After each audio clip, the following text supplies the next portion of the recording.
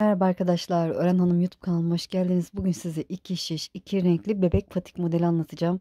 Modelimiz çok tatlı, çok şirin, yakalı bir model olacak. Deseni de olacak arkadaşlar. Açık pembe ve koyu pembe kullanacağım.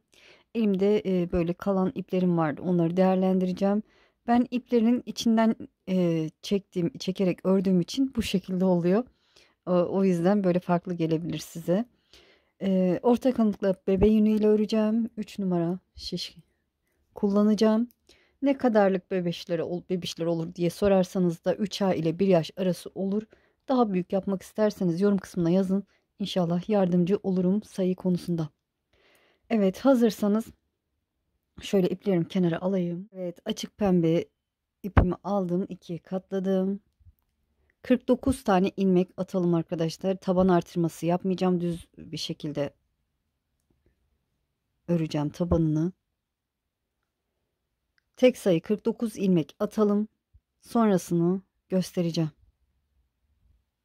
Evet, 49 tane ilmeğimi attım. Şöyle çeviriyorum. Haroşa öreceğim. Haroşayı ben ön yüzden de düz, arka yüzden de düz olarak örüyorum.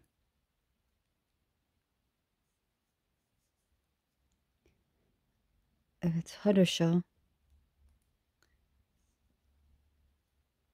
örerek sıranın sonuna kadar gelelim.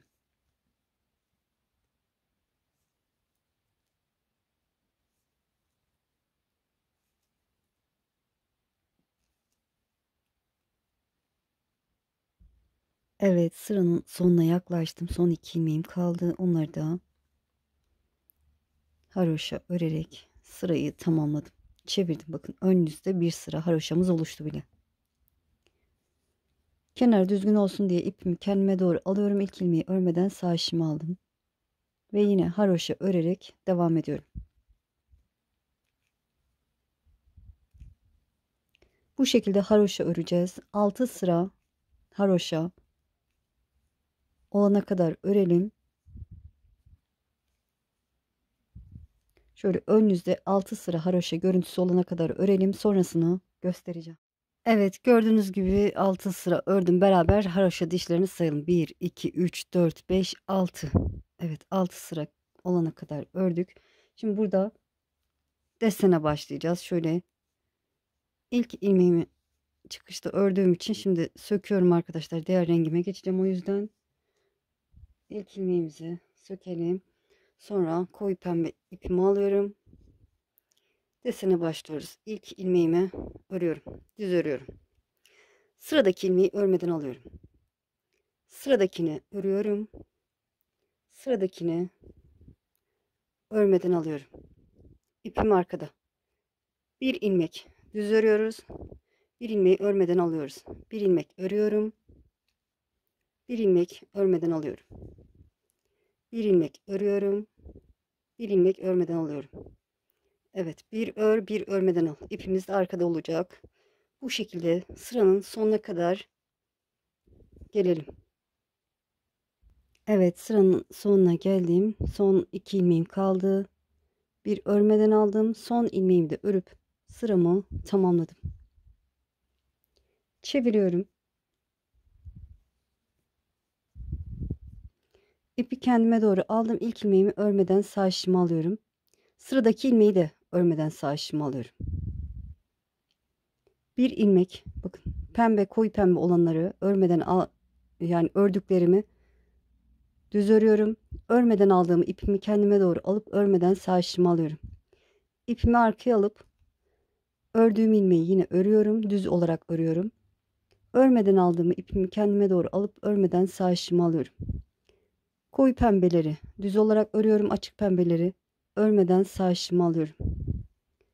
Koyu pembeyi örüyorum düz olarak. İpi kendime doğru alıp açık pembeyi örmeden alıyorum. Yine örmeden alıyoruz. Örmeden aldıklarımızı ördüklerimizde düz olarak örüyoruz. Sadece ipi kendimize doğru alıyoruz. Örmeden aldığımız zaman. Bu şekilde sıranın sonuna kadar gelelim. Evet, son iki ilmeğim kaldı. Sıranın sondayım. Pembe ipimi, açık pembeyi örmeden alıyorum. Son Koyu pembeyi de örüyorum ve sırayı tamamlıyorum. Burada şöyle iki ipi birbirine bağlayacağım, açılmasın geri. Şöyle birbirine bağlayalım. Çevirdim. Burada ana renge geçiyorum. Açık pembe ipimi alıyorum. Ön yüzden düz, arka yüzden ters öreceğiz. Şöyle. Düz örerek sırayı tamamlayalım. Bu şekilde.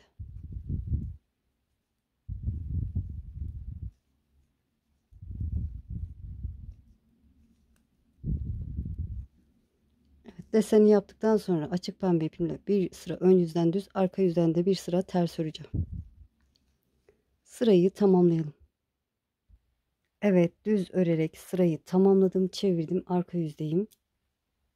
Arka yüzden de ters olarak öreceğiz. İpi kendime doğru alıyorum, ilk ilmeğimi örmeden sağ işimi alıyorum ve ters örerek ilerliyorum.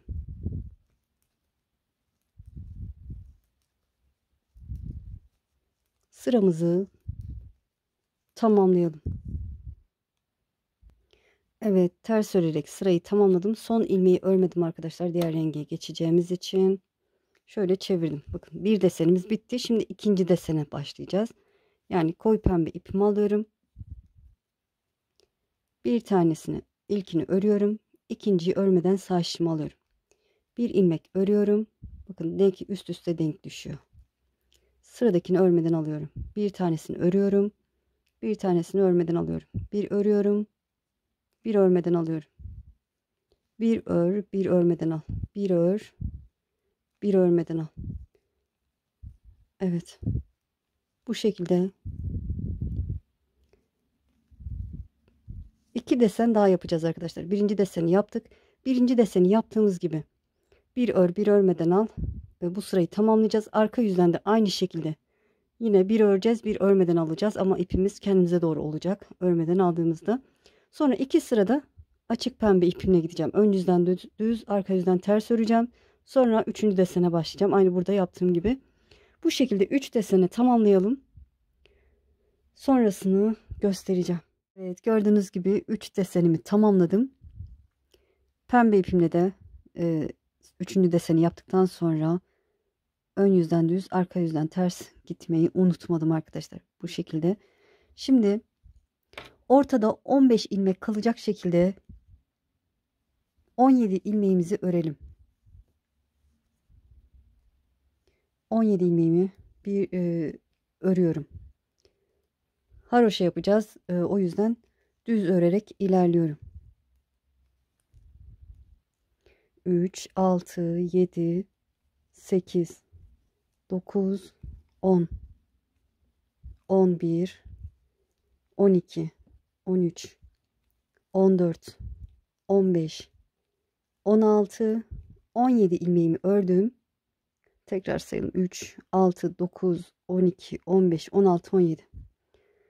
17 ilmeği ördükten sonra bir düz, bir ters örüyorum. Bu aradaki desen üzeri ters olacak. Bir düz, bir ters. 15 ilmeğimi de bu şekilde örüyorum. Bir düz, bir ters.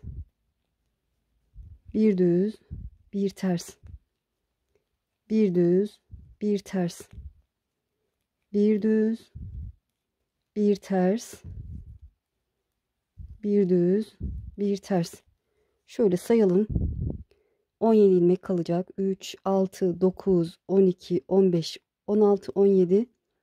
Bir düz ördüm. Sol tarafta 17 ilmeğim kaldı. Ortada da bakın bir düz bir ters örerek 15 ilmeğimizi örmüş olduk. 3, 6, 9, 12, 15. Sonra düz örerek sırayı tamamlıyorum ya da haroşa örerek diyelim.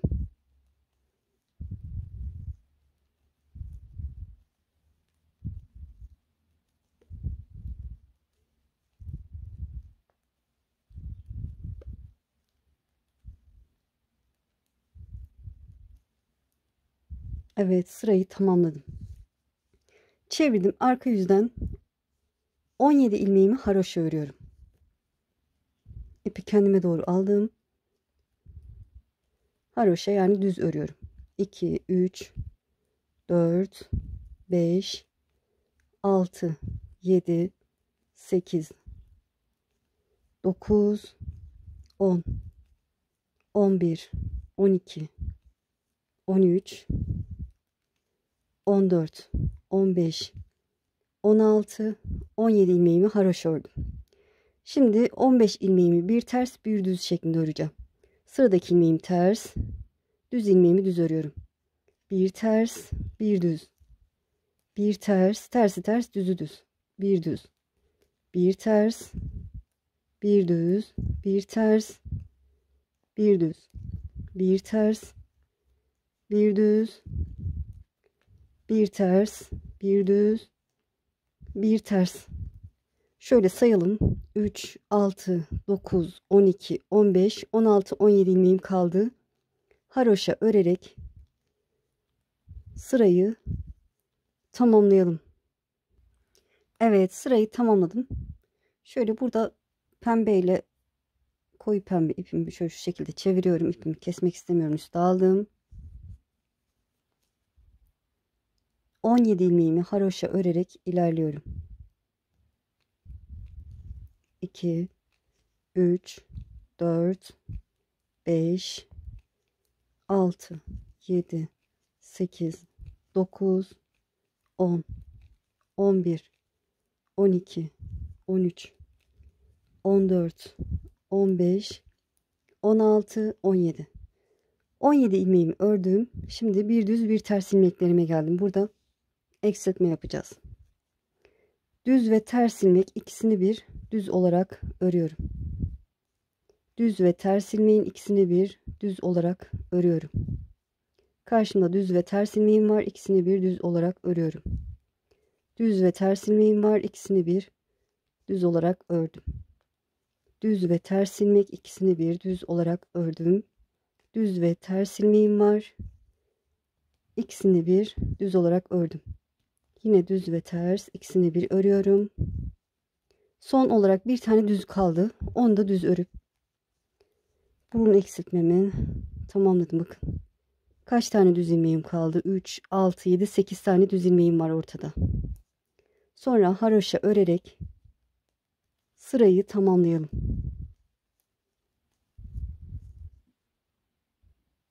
Evet, sırayı tamamladım. Çevirdim. Arka yüzdeyim.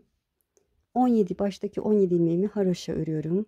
İpi kendime doğru aldım. İlk ilmeğimi örmeden sağ işimi aldım. Ve haroşa örerek ilerliyorum. 2, 3, 4, 5, 6, 7, 8, 9, 10, 11, 12, 13, 14, 15, 16, 17. 17 ilmek haroşadan sonra 8 ilmek tersim var. Ters örüyorum. 1, 2, 3, 4, 5, 6, 7 ve 8.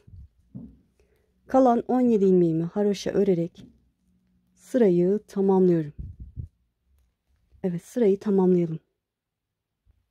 Evet, arka yüzü tamamladım. Çevirdim. Ön yüze geçtim. İpi kendime doğru aldım. İlk ilmeği örmeden aldım. Yine 17 ilmek haroşamızı örelim.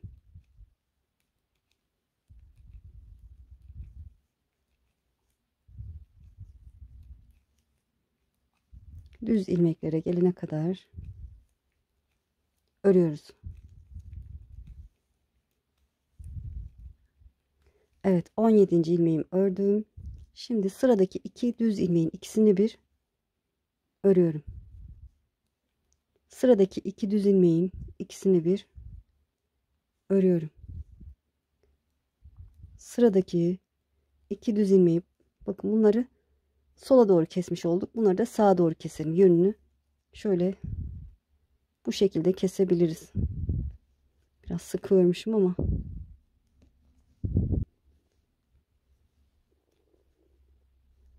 Evet, bunları da sağa doğru şöyle. Diğer ikisini de sağa doğru örerek kesiyorum. Ortadaki düz ilmeklerim 4 tane kaldı. Kalan ilmeklerimi haroşa örerek sırayı tamamlıyoruz. Evet, sırayı tamamladım, çevirdim. Arka yüzdeyiz.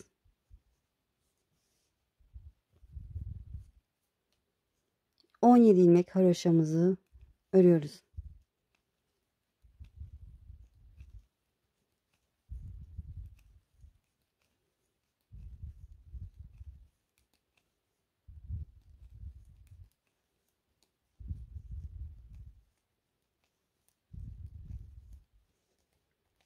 Evet, ortadaki 4 ters ilmeğime geldim. Onları da ters örüyorum.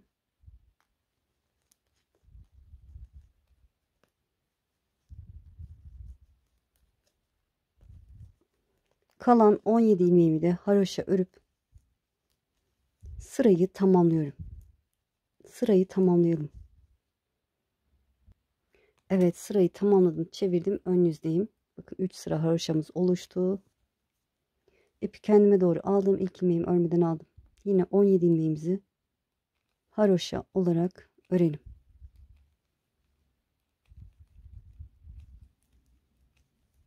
Ortadaki 4 düz ilmeğimize kadar ilerliyoruz.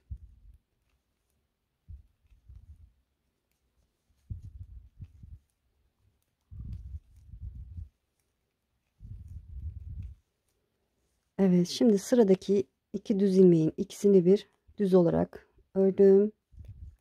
Sıradaki 2 düz ilmeği, bunları da sağa doğru, bakın şöyle genişletip sağa doğru ikisini bir örüyorum. Şöyle sıkı ördüğüm için. Evet, gördüğünüz gibi. Sonra haroşa örerek sırayı tamamlayalım. Evet, sırayı tamamladım. Son eksiltme sıramızı yapmış olduk.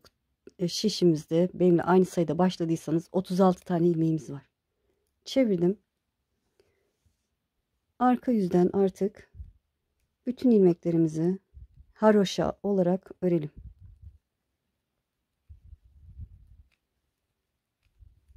Evet, artık haroşa örüyoruz. Sırayı tamamlayalım. Evet, sırayı tamamladım. Şöyle. Şimdi bilek kısmını yaka şeklinde yapacağız.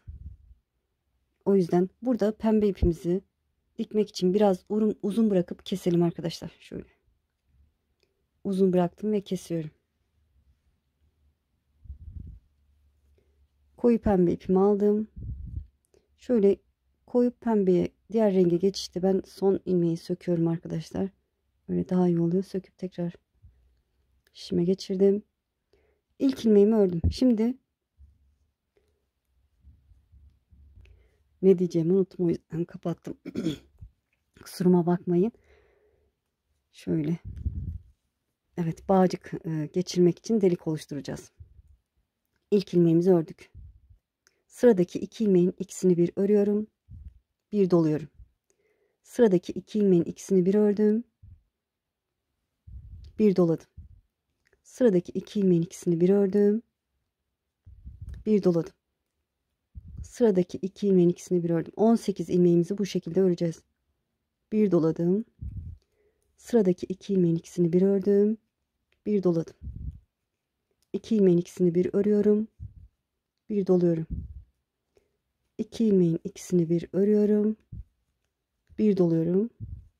2 ilmeğin ikisini bir ördüm. Bir doladım. Şöyle bakın, ortada 2 düz ilmeğimiz kalmıştı.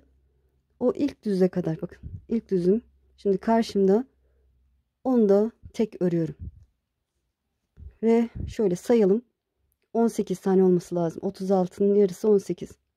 3, 6, 9, 12, 15, 18. Çeviriyorum. İpimi arkaya aldım ya da öne alalım. İlk ilmeği örmeyelim arkadaşlar. Kenar düzgün olsun. İlk ilmeğimi örmeden aldım. Haroşa örerek ilerliyorum. Yarısını bir defa öreceğiz. Diğer yarısını ikinci defasında öreceğiz. Evet, haroşa örerek sırayı tamamlıyoruz. Son ilmeğimi de ördüm. Şöyle çevirdim. ön yüze geçtik. Haroşa öreceğiz yine. 6 sıra haroşa olana kadar örelim. Bakın bir sıra ördük. 6'ya tamamlayalım arkadaşlar. Ben de tamamlayıp döneceğim. Evet, 6 sıra haroşa olana kadar ördüm. Beraber sayalım bakın. 1 2 3 4 5 6. Şimdi ilmeklerimizi keselim. İlk ilmeğimi yönünü çevirdim. Sol şişime aktardım. İkisini bir örüyorum. İlmeğimi sol şişime aktarıyorum. İkisini bir örüyorum. İlmeğimi sol şişime aktarıyorum. İkisini bir örüyorum. Bu şekilde ilmeklerimizi keselim. Evet, ilmeklerimi kestim. Şöyle son ilmeğim kaldı. Şöyle kestikten sonra son ilmeğin içinden o ipimi geçiriyorum. Evet, sonra saklayacağım bu ipimi. Şimdi bu tarafı öreceğiz. Şöyle. Burada bir ilmek ördüm.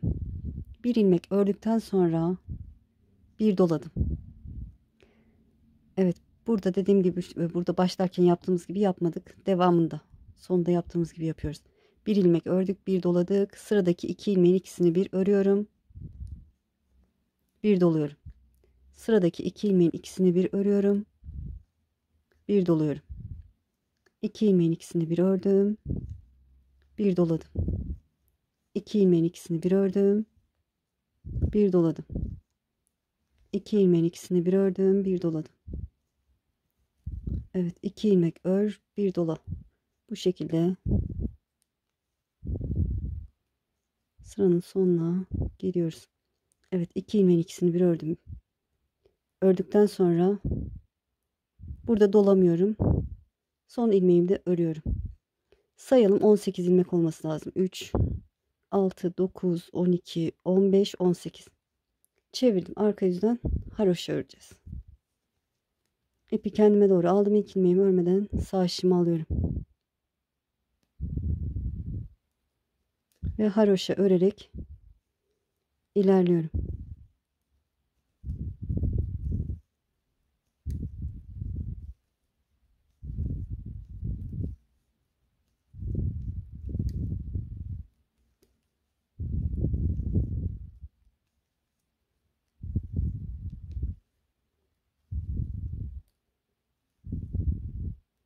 Evet, son ilmeğimi de ördüm. Burada iki ipi birbirine bağlayacağım. Açılma yapmasın. Çevirdim.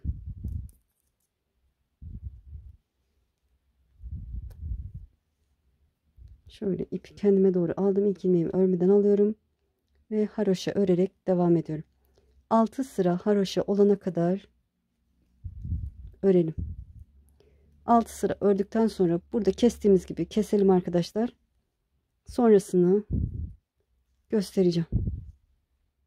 Evet, gördüğünüz gibi kesimini tamamladım. Şöyle ipimi de birazcık uzun bıraktım. Sadece bu pembe alanı dikmek için. Burayı bu şekilde katlayacağımız için arkadaşlar şöyle şu koyu pembe kısmı tersinden dikeceğim. Şöyle tersinden ikiye katlayalım. Şöyle bu şekilde karşıya geçiyorum. Burayı iyice sabitleyelim.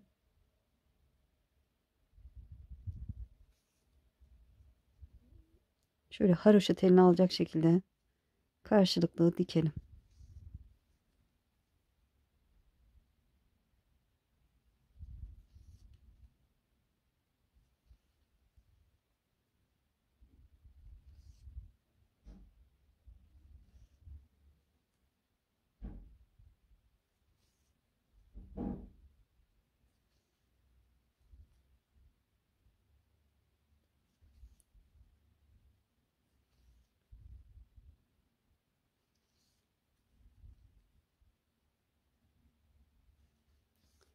Evet, çok az kaldı. Şöyle pembe kısmı sabitleyeyim. Tamamdır. Burada şöyle düğüm atacağım.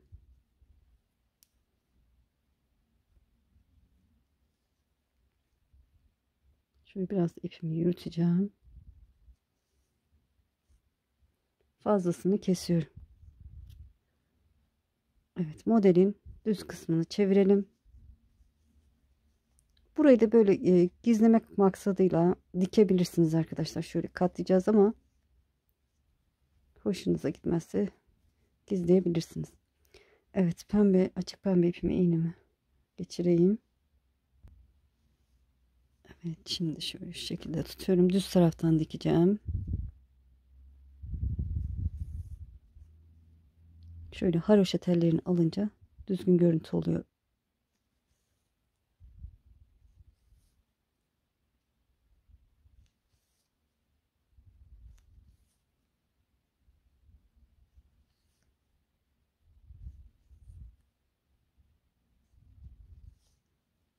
Evet, bu şekilde.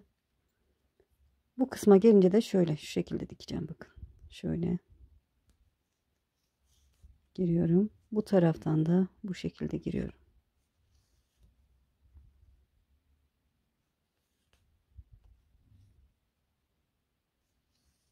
Böyle yapışık görüntüsü olsun istiyorum. O yüzden şöyle çektirince bakın yapışık gibi duruyor. Eminim siz daha güzel dikiyorsunuzdur. Ben şimdi kamera önünde en sevmediğim dikiş. Şöyle. İğnemin ucu da küt olduğu için böyle denk gelecek şekilde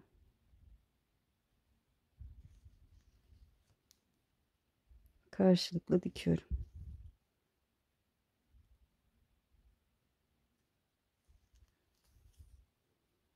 Evet, şimdi haroşa tellerine geçtim. Şöyle.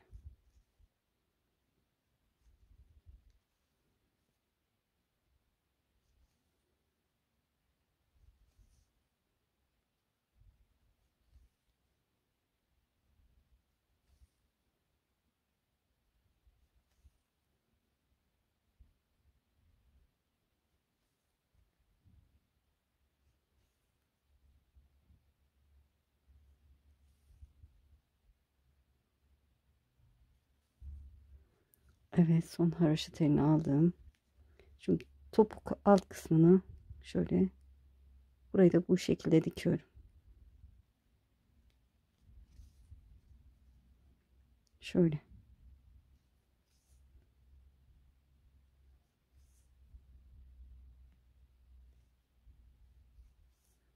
Dış tellerini alacak şekilde. Evet, böyle dikelim. Son burada bir parmak kalana kadar şöyle şuraya kadar dikelim. Burayı da düzdürerek dikeceğiz. Evet, gördüğünüz gibi bir parmak kalasıya kadar diktim. Şimdi burada bir tane atlıyorum, ikinciye batıyorum. Bir tane atlıyorum, ikinciye batıyorum. Sonra öbür tarafa geçtim. Bir tane atladım ikinciye, bir tane atladım ikinciye. Şöyle bir de şuraya batayım. Şöyle çektiriyorum. Burası yuvarlak bir şekil aldı. Şöyle şuradan iyice sıklayayım diye bir daha geçiyorum. Ve buradan aşağıya iniyorum. İç kısma iniyorum. İçeriden düğüm atacağım.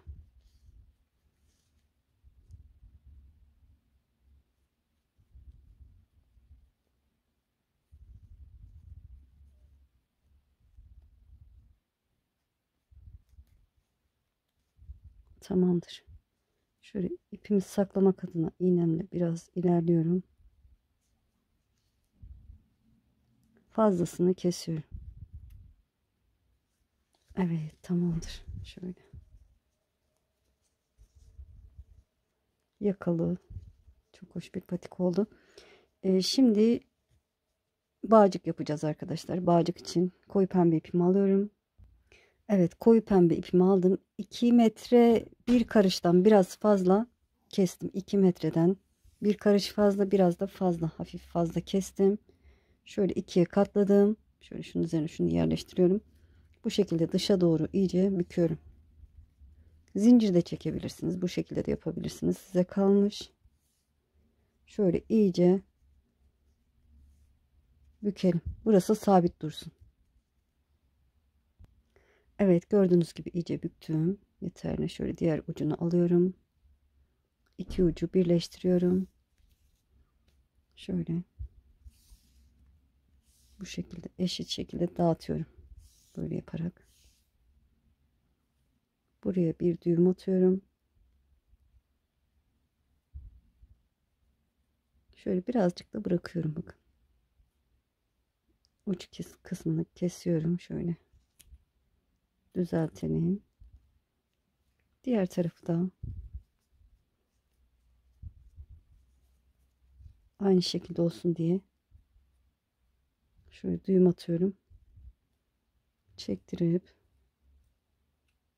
uç kısmını kesiyorum. Evet, tamamdır. Şöyle düğme düğme diyorum. İliklerimizin içinden arkadaşlar bu şekilde. Bakın benimle aynı şekilde yapın. Şöyle şuradan girdim. Bir sonrakinden içeri geçiyorum. Buradan yukarı çıkıyorum. Bir alt bir üst geçirerek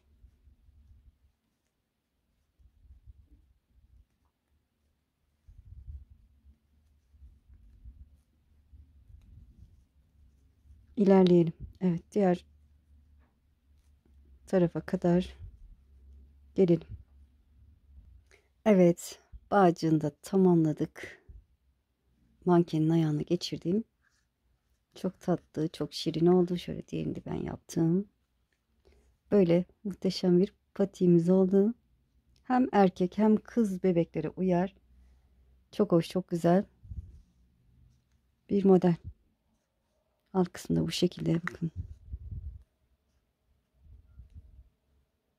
Böyle. Eminim sizinkiler de en az bu kadar güzel oldu. İnşallah anlatımdan da memnun kaldınız. Beni izleyerek yaptığınız için çok çok teşekkür ederim. Kanalıma abone değilseniz abone olursanız sevinirim. Abonelik ücretsiz. Videolarımı beğenip paylaşırsanız, yorum yaparsanız bana destek olmuş olursunuz. Eğer ki şimdi değil de ileride örmek istiyorum derseniz kaydet butonuna basın. Daha sonra kaydettiğiniz videolar arasında bulabilirsiniz. Sizi çok seviyorum. Kendinize iyi bakın. Allah'a emanet olun. Hoşça kalın.